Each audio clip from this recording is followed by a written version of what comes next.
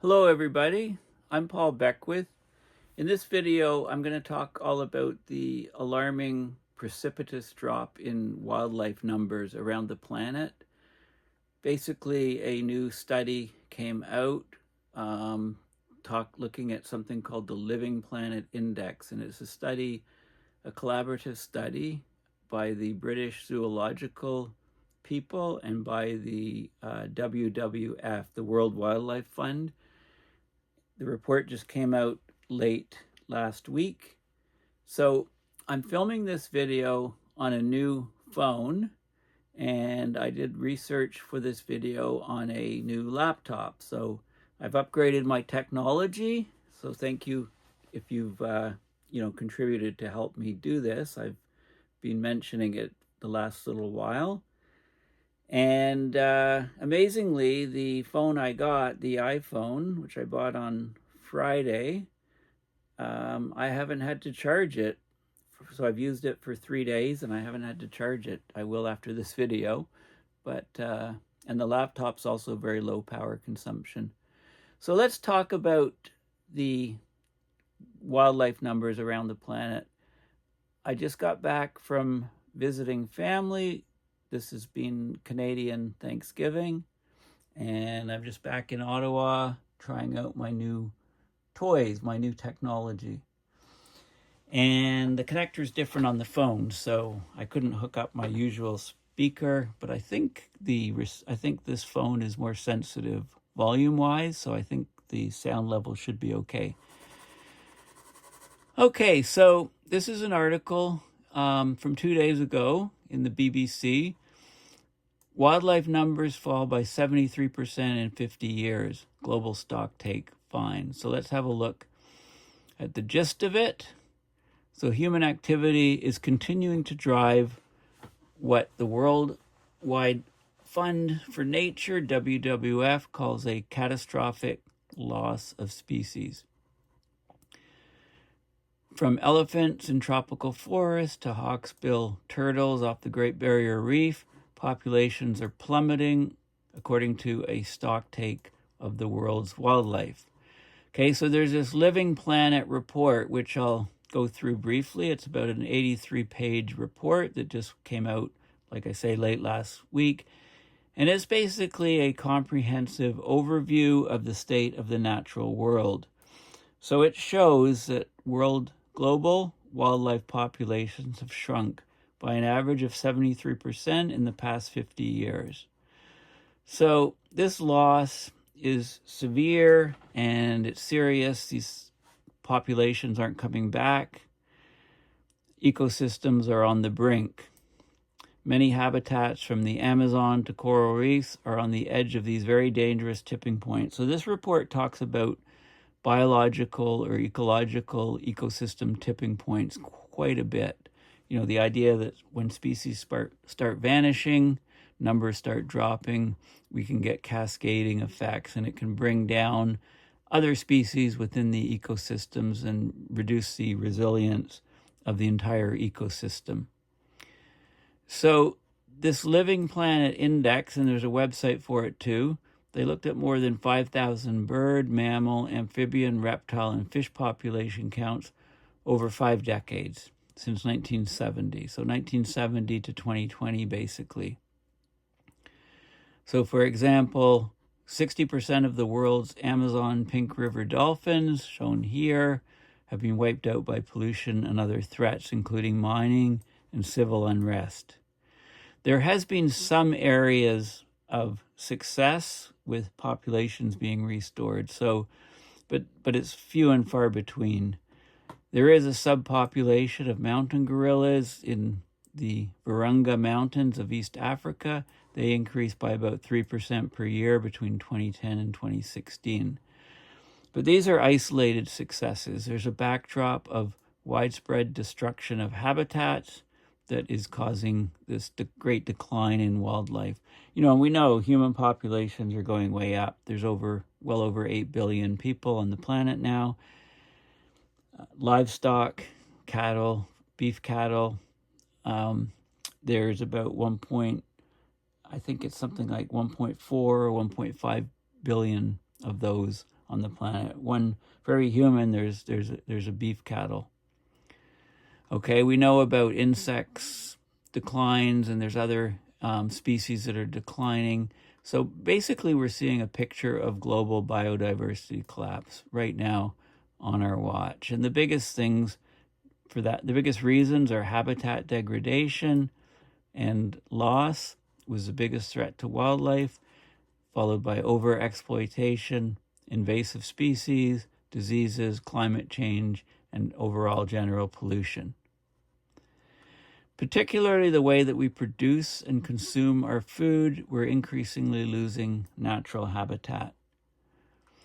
Nature loss and climate change are fast pushing the world towards these irreversible tipping points, and they mention specifically the potential collapse of the Amazon rainforest, where it no longer locks away carbon, it no longer acts as a carbon sink, and it loses the biodiversity. Now, the authors emphasize that please don't just feel sad about the loss of nature because it's coming for us. Be aware that this is now a fundamental threat to humanity, and we've really got to do something now. So mourning the loss of nature is mourning the loss of ourselves, essentially. So it was the Zoological Society of London's Institute of Zoology that is a co-author of this report, and they say that the natural world was in a precarious position at the moment, but with urgent collective action from world leaders, we still have the chance to reverse this, they say. So we're in a precarious position. Now, you may recall this paper I discussed, and it says, Perilous Times on Planet Earth, the 2024 State of the Climate Report. So this terminology, perilous times, we're in a perilous predicament, precarious position, this is being used more and more often in scientific studies to say what's happening to our planet. So this alarm call, this new paper report on the planet's wildlife, it comes as world leaders are gathering for the United Nations Biodiversity Conference in Colombia, which is a discussion of how to restore nature. So 200 countries have committed to a landmark 2022 UN agreement to tackle nature loss, including setting aside 30% of the planet for nature by 2030.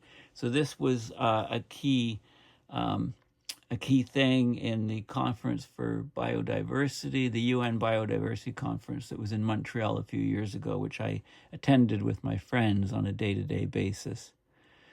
The UK signed the pledge. The Foreign Secretary of the UK announced the climate issue and decline in nature would be central to government policy. So the report's an incredible wake-up call. Healthy ecosystems underpin human health, prosperity, and well-being. We don't think this sits on the shoulders of the average citizen. It's the responsibility and business of government. So don't blame Joe for flying, Jack for not having an electric car, and Bill for not using straws and recycling paper straws. This is on the shoulders of the business and government, the media, specifically fossil fuel companies. We need to look after our land and our most precious wild places for future generations, okay? So this is the hard-hitting article. 73% loss since 1970. That's just 50 years. So this is the Living Planet report. This is the WWF website, livingplanet.panda.org report. Nature is disappearing. The average size of wildlife populations has fallen by a staggering 73%. They looked at 5,495 vertebrate species. There was been a decline of 73% between 1970 and 2020. Huge decline in vertebrate species. Okay, and there's these dangerous tipping points that we're fast approaching. Okay, so there's an excellent, this is shocking. 73% decline in wildlife population sizes over the past 50 years is shocking. It must be a wake-up call. We need to take urgent action to protect and restore nature both in the UK and around the world. Okay, so you can download the report just by Googling WWF and Living Planet Report 2024. There's this UN Biodiversity Conference 2024. It starts on October 21st. It starts in a week, and it runs until November 1st in Cali, Val del Coca, Colombia. Okay, it's the 16th meeting of the Conference of the Parties, so COP16 for CBD, Convention on Biological Biodiversity. And it was supposed to be in Turkey, but they withdrew their offer because of February's destructive earthquake, so Colombia stepped up and the offer was accepted, so it's in Colombia. Okay, so now in December of 2022 in Montreal, they had the COP15 for the Conference on Biological Diversity, which I was lucky enough to manage to attend. Not all of it, but many, at least 1 week, most parts of 1 week on a day-to-day basis. So there's a document, 15-page document on what they decided and what countries agreed to. So it was published on the last day of the conference. And basically they talk about 30% of regions protected by 2030 was the goal. Okay, and that was the slogan of the conference. So there's a lot of details about other things, but I think that was the basis. They talked about the number of species that are being assessed and that are found to be threatened, and they talk about preservation of 30% of land by 2030 to protect biodiversity, okay? Biodiversity. Can we set aside a third of our planet for nature? This was an article that came out in the BBC about that time of that conference in Montreal. At the time, it was saying that it was the last chance for nature. 100 countries backed calls to protect 30% of the planet and to reach this goal by 2030 to conserve forests and other vital ecosystems. So it's 30 by 30 target. That's the key ambition of this COP15 UN Biodiversity Summit.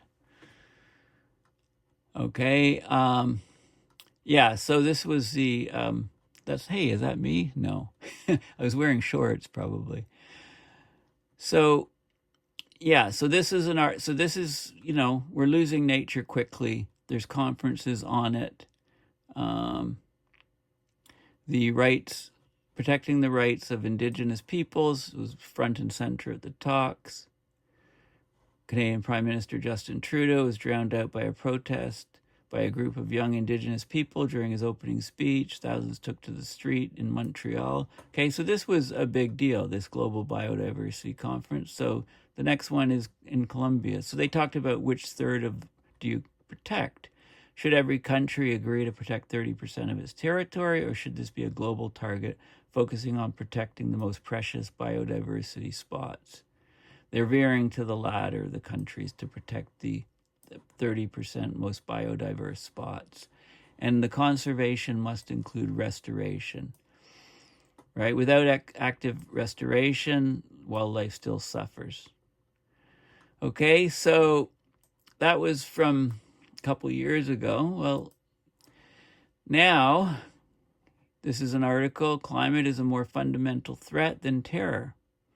This is according to a British Lammy, the Foreign Secretary of Britain. He just said, and this was just September 17th, a couple weeks ago, or, less than a month ago, he said that climate change is a more pervasive and fundamental threat than terrorism. He said the climate issue, along with the decline in nature, would be central to all the Foreign Office does. So, let's see if this happens. Okay, so this is the key findings of this Living Planet report, which just came out.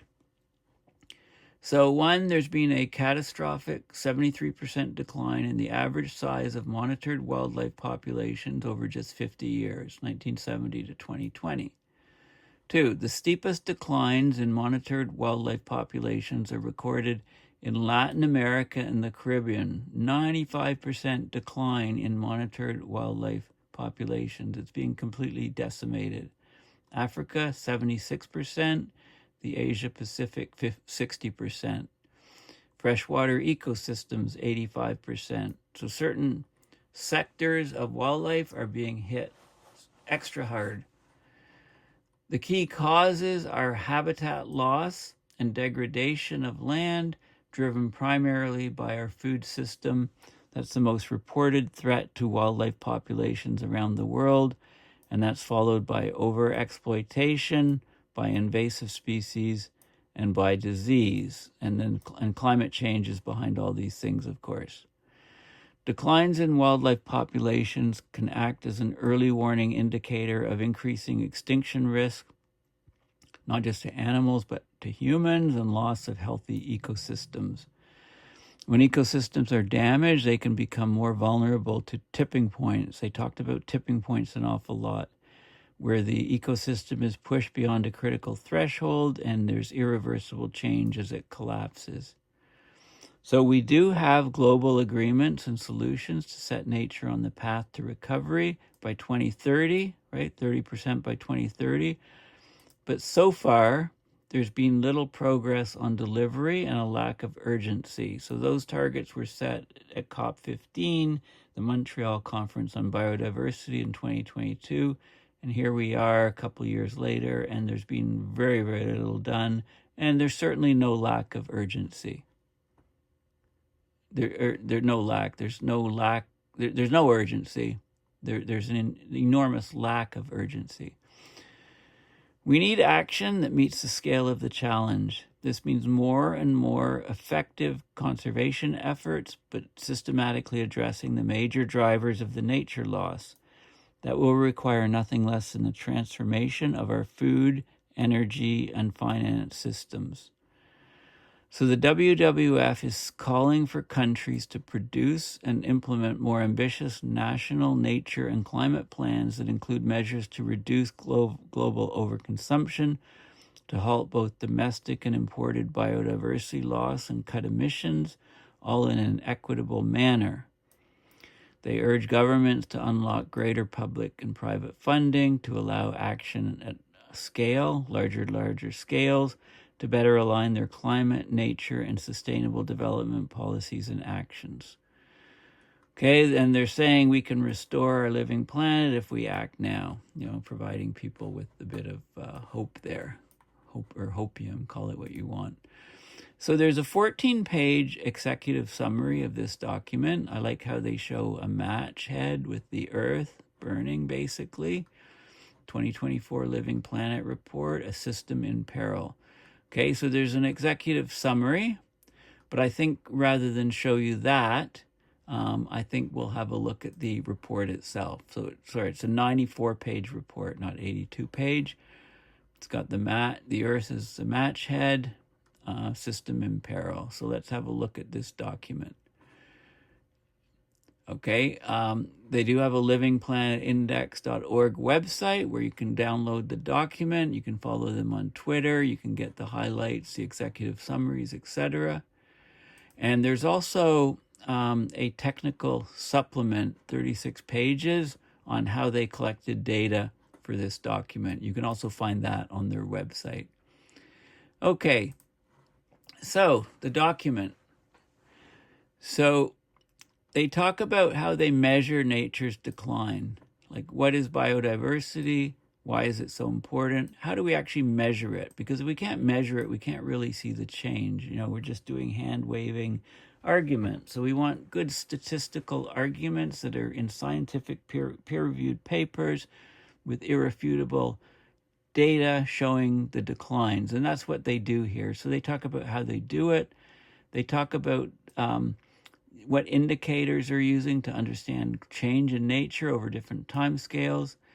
And they examine different populations of biodiversity, populations of wildlife. They look at the whole function of the ecosystem. They generate this global living planet index. And then they look at the drivers of change to nature through different regional perspectives and do case studies. Now, they talk an awful lot about tipping points because there's a lot of tipping points possible. When species start declining, if they pass a tipping point, then the rest of the species can just collapse. And we've seen that collapse. We've seen tremendous mortality in some species. For example, remember the huge deaths of penguins in Antarctica, in some whole entire sections of Antarctica when there was a lack of sea ice, right? And you can get ecosystem collapse very, very quickly. So you need to monitor it and try to find early warning signs. So they look at early warning signals for ecosystems, and Tim Lenton's involved in this report, one of the tipping point guys. You know, some of the early warning signals in North America, you know, we've had fire suppression, we've got droughts, we've got invasive species, weakening boreal forests, for example. Great Barrier Reef, there's overfishing, pollution, and the water's just getting too warm. India, wetland loss, droughts, and flooding. So they talk about tipping points that have global significance, like the Amazon rainforest, like the coral reefs. You know, and this is a big wake-up call. Then they talk about some of the global goals and progress to like 30% by 2030 on a pathway to a sustainable future. And they talk about sustainable solutions, nature conservation, transforming conservation, the global food system for humans and challenges, how we need to transform it, energy systems and what we need to do, and green finance. And how do we make it happen? You know, we need to track progress is very important, and the final push. And we need to do this before we lose our species on this planet. Okay, so 2024 Living Planet Report, A System in Peril. I highly recommend you download the PDF of this report and have a look at it yourself. So they have the executive summary. When there's cumulative impacts, when they reach a threshold, you reach a tipping point, and then the decline of the species can become self-perpetuating, resulting in substantial, often abrupt, and potentially irreversible change. It's a tipping point, an ecosystem tipping point. So nature is being lost at a rapid rate with huge implications for us all. Because remember, biodiversity sustains human life. It underpins our societies. Yet every indicator that tracks the state of nature on a global scale shows a decline. So the key finding is over the past 50 years, and I'll repeat this, 1970 to 2020, the average size of monitored wildlife populations has shrunk by 73% as measured by the Living Planet Index. This is based on almost 35,000 population trends, 5,495 species of amphibians, birds, fish, mammals, and reptiles. Freshwater populations have suffered the heaviest declines, falling by 85%, followed by terrestrial losses, 69%, and marine populations, 56%. At a regional level, the fastest declines have been seen in Latin America and the Caribbean. We've seen a concerning 95% decline of wildlife in those regions. We've seen it's dropped 76% in Africa and 60% in Asia and the Pacific. The declines have been less dramatic in Europe and in Central Asia, about 35%, and in North America, 39%. But this reflects the fact that large-scale impacts on nature and wildlife were already apparent before 1970 in these regions. So some populations have stabilized or increased thanks to conservation efforts and species reintroductions. The principal drivers are habitat degradation and loss of habitat for wildlife, driven primarily by our food system, driven primarily within our food system by the cattle industry.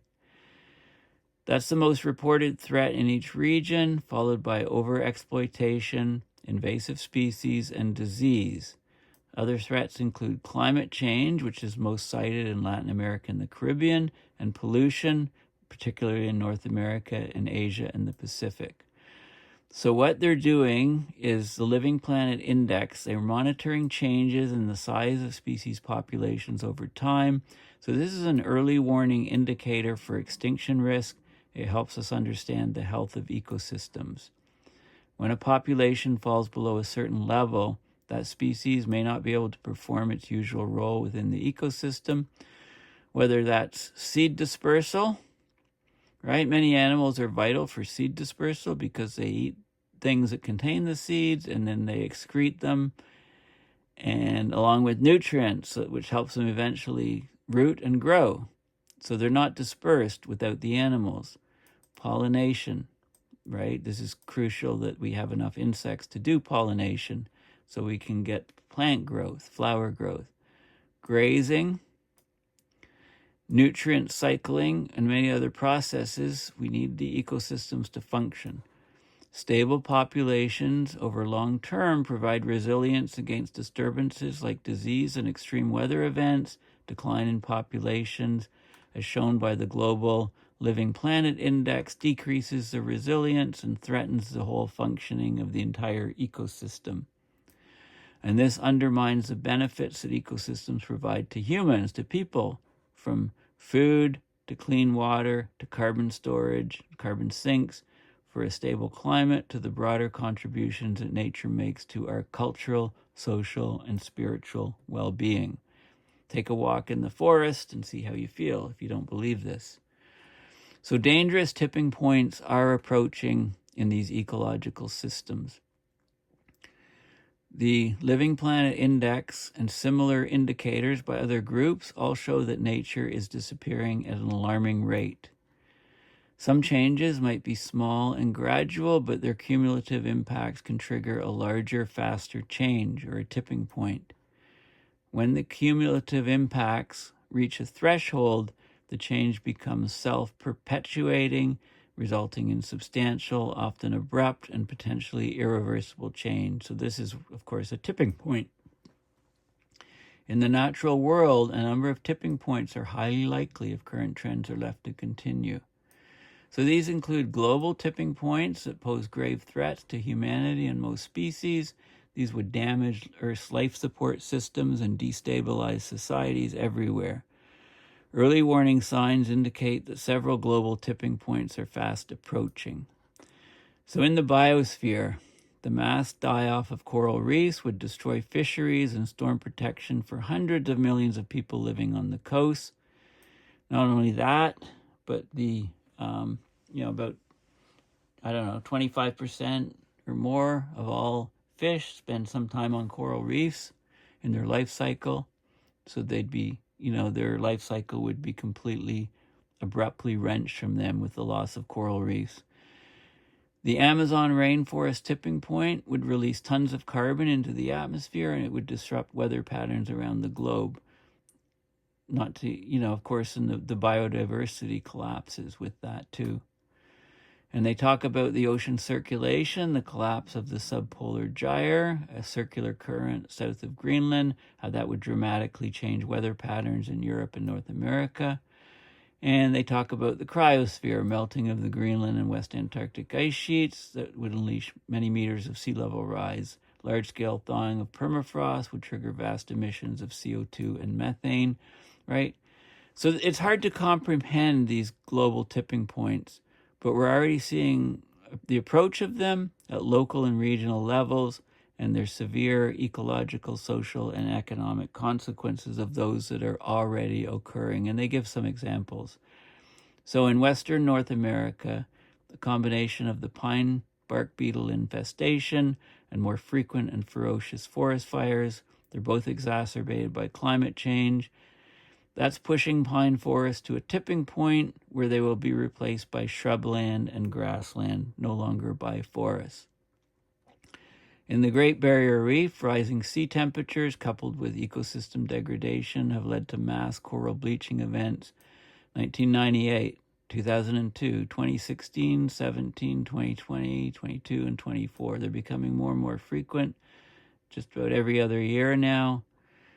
Up to now, the Great Barrier Reef has shown remarkable resilience, but will likely lose 70 to 90% of all coral reefs globally, including the Great Barrier Reef in Australia, even if we're able to limit climate warming to 1.5, and we know that we've already spent a year at 1.6 or so. In the Amazon rainforest, deforestation and climate change are leading to reducing rainfall. A tipping point could be reached where the environmental conditions become unsuitable for tropical rainforest to be maintained. This would have devastating consequences for people, biodiversity, and the global climate. So it's estimated that a tipping point of the Amazon rainforest could occur if just 20 to 25% of the rainforest is destroyed.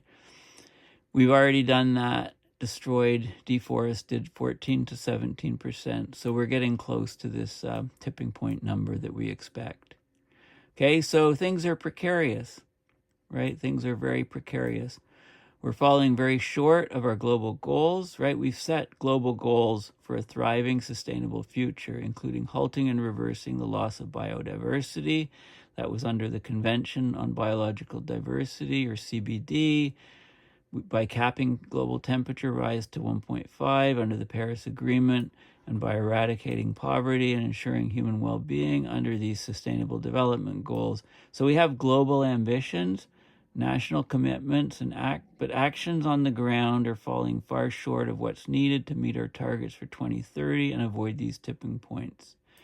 Like right now, as things stand today, over half of the Sustainable Development Goal targets for 2030 will be missed.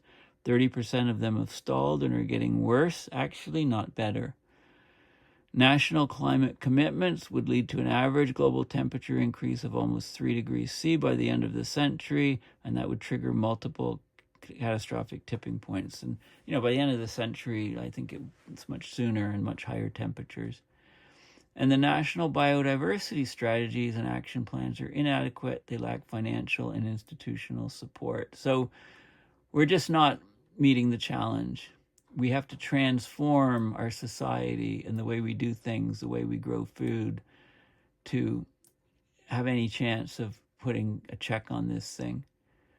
Protected areas are the cornerstone of traditional conservation efforts. Currently, protected areas cover 16% of the planet's land areas and 8% of its oceans. But the distribution's uneven.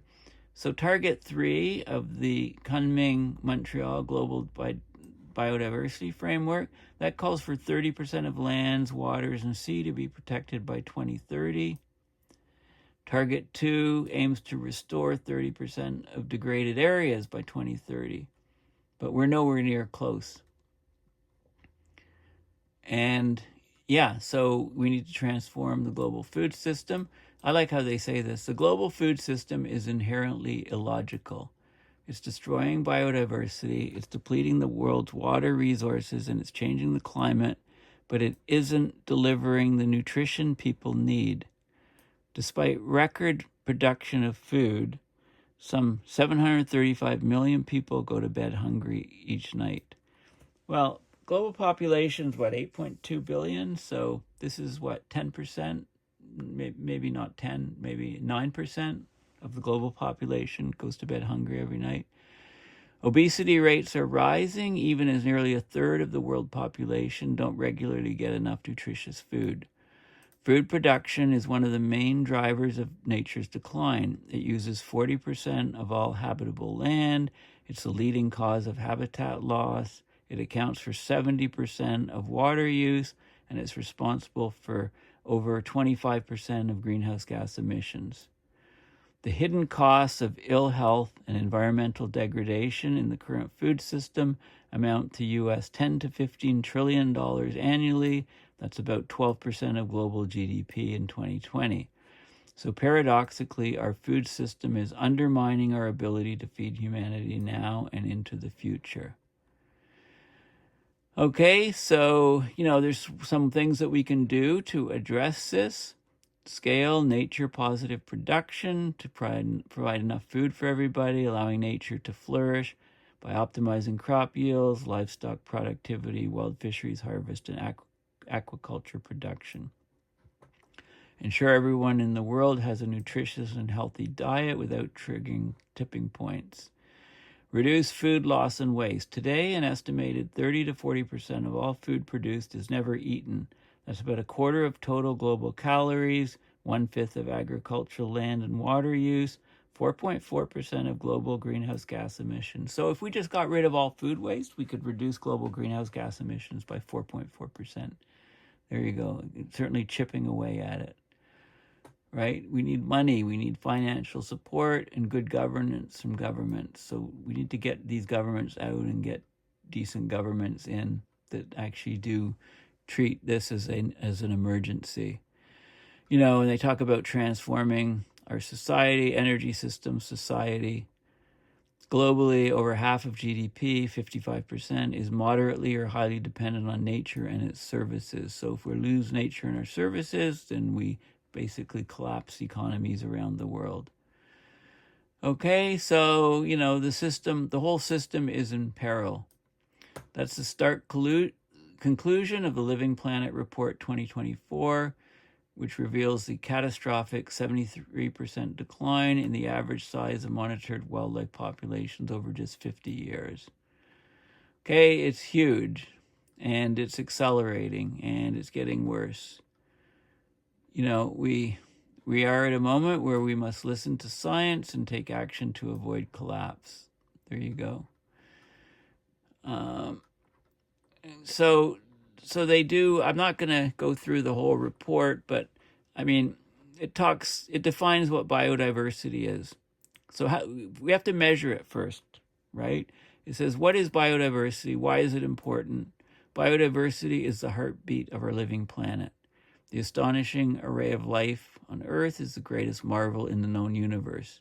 It also directly and indirectly sustains human life, from the food we eat to the fuel and medicines we need for survival, from clean air and water to a stable climate.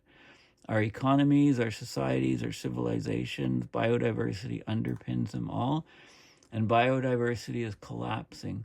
It's defined as the variability among living organisms, including terrestrial, marine, and other aquatic ecosystems, and the ecological complexes of which they are a part. The diversity of biodiversity, right? It involves genetic diversity, species diversity, population diversities, ecosystem diversities, ecosystem functional diversity. So all of these things are part of biodiversity. You know, when we might say nature, it's a holistic term. Might say that rather than biodiversity, but essentially it's biodiversity. People perceive, experience, and interact with nature in ways that shape their understanding of how it contributes to their quality of life. As the world's cultures are diverse, so too is a range of values related to nature. Okay, so it's all connected. There's all different time scales. You know, how do we measure it? Well, we measure certain regions, we measure species, the number of species, and we measure them over time.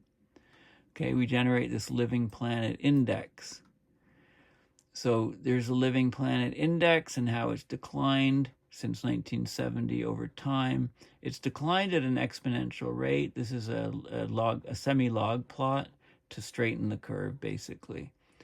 And this is aggregated, and then it shows you, you know, birds are faring much better than most species because they're mobile.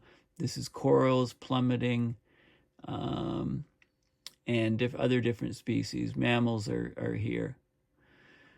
Okay, biodiversity intactness index by different regions, right? It's got different regions here. The globe is red, and there's other different, it's broken up into different regions.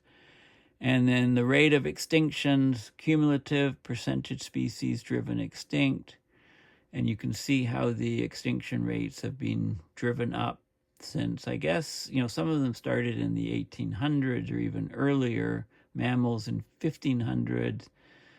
But some of them are just ramping up really fast now. Okay, they have background rates too. Okay, so there's lots of different examples. For example, fruits in a forest that are collected by animals, the seeds are dispersed. as we lose trees and the fruits from these, when we lose the hardwood trees or the dark trees illustrated, then we just have softwood left. And then when we lose these, we have savanna and grasslands taking over. This is a parrotfish. If you have lots of parrotfish on coral reefs, you can have healthy coral reefs. The parrotfish, if they're killed off or die off or move somewhere else, the reefs are all become covered in algae, because these guys are vegetarians and they consume vast amounts of algae to keep the reefs clean. So they talk about the Living Planet Index and the size of wildlife populations basically has been reduced in 50 years by almost 3/4.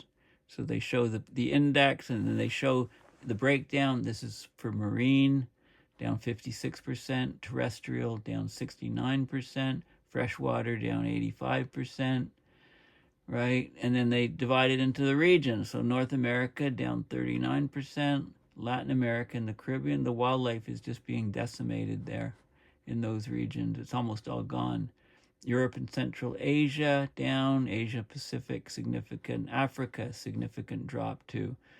Okay, so there's and then they talk about the dominant drivers of change, habitat loss and degradation.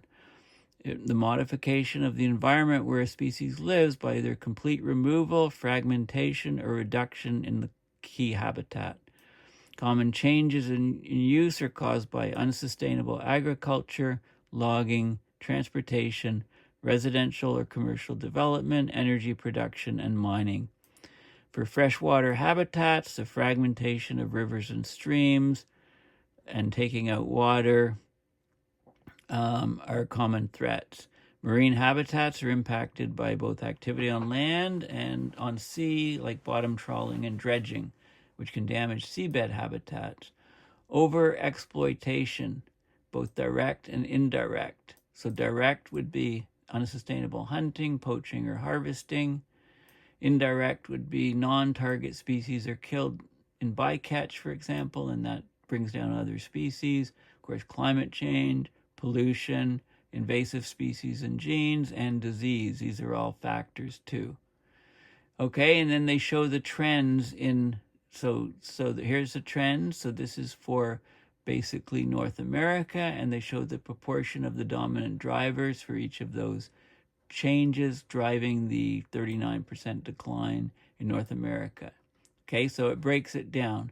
So Latin America and the Caribbean, fastest rate of decline of any region since 1970, 95%. Okay, and they give the error bars too. So North America, there's a large range, -14 to -57. Huge range, I'm not sure why. So that 95% decline, it could be -90 to 97. Okay, that's a 5.7% drop per year. And they show the causes of it for each of the different species.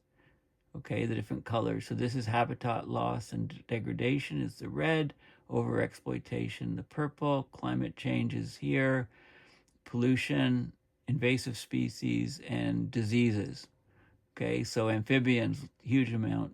Diseases are causing a lot. So you can see the breakdown in all these different regions. This is Europe, which had a drop of 35%, again with a huge range of error range. I'm not sure why.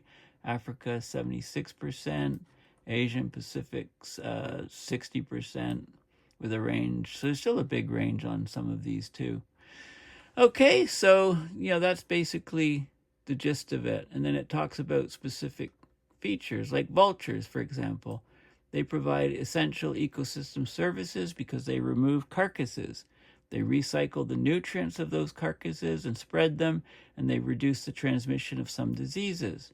Their population has been declining over 3 generations in Africa. And there's some studies, there's the African forest elephant, 78 to 81% decline, hawksbill turtle, 57% decline, penguins, chinstrap penguin, 61% decline, and salmon, 88%, river dolphins, 65%. I mean, it's just, here's a success story. The mountain gorillas is up 3%. European bison, they've repopulated 10 countries in Europe with bison after they were completely wiped out.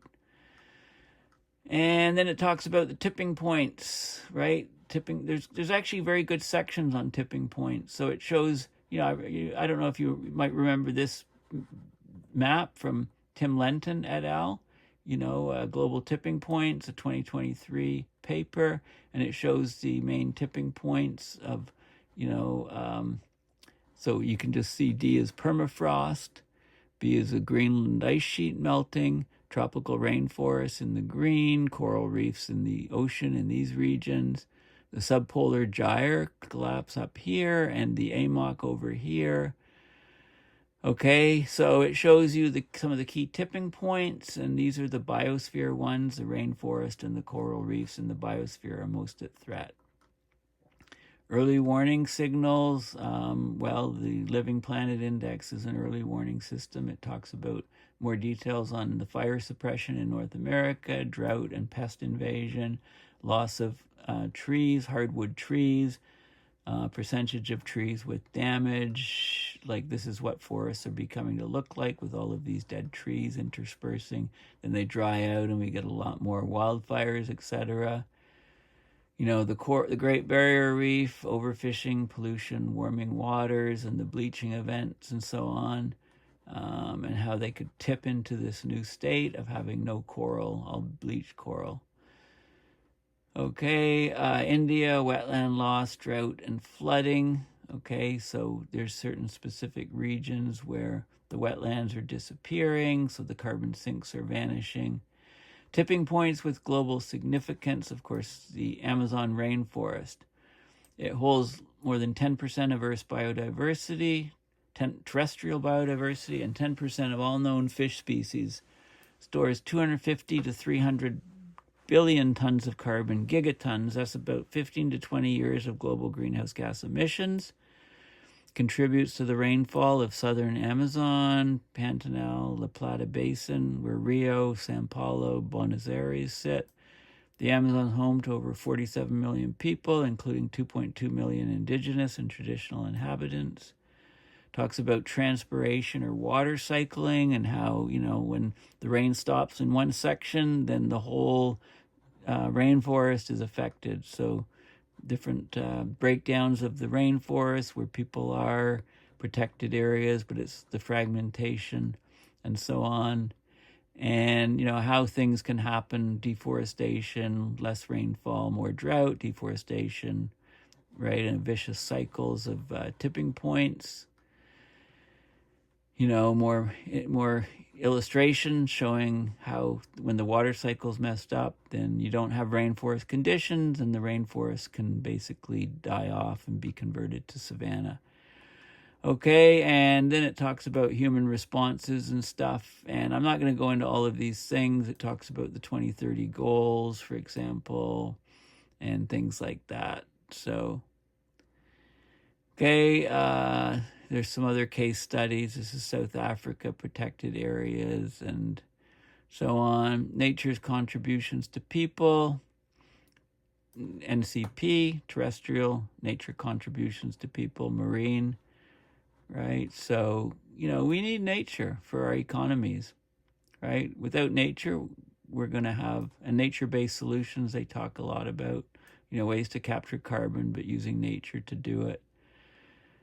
Right, and they talk more about the food system and foods and threats and, different stresses in different locations, weather extremes, different types of, cattle ranching, large-scale agriculture, smallholder farming, in different regions, and food and non-food emissions, nature-positive production, right? So there's all kinds of different things in here, and then renewable and sustainable energies and transformations and all the usual stuff that's a given in all of these reports. What does the final push say? What happens in the next 5 years, it's no exaggeration to say what happens in the next 5 years will determine the future of life on Earth. We have 5 years to place the world on a sustainable trajectory before negative feedbacks of combined nature degradation and climate change place us on the downhill slope of runaway tipping points. The risk of failure is real. The consequences almost unthinkable. Each government, company, organization, and individual will need to decide what they will do in the race to the deadline. But all will have to do something radically different. Incremental improvements will not suffice. So there we go. Okay, we're losing our biodiversity on the planet. We're not just losing it, we're killing it, we're destroying it. Humans are, we've created a system in peril. So what are we going to do about it? Okay, well, thank you for listening. Make sure you have a look at those reports. Please consider going to my PayPal to donate to support my research and videos. Thanks again, and bye for now.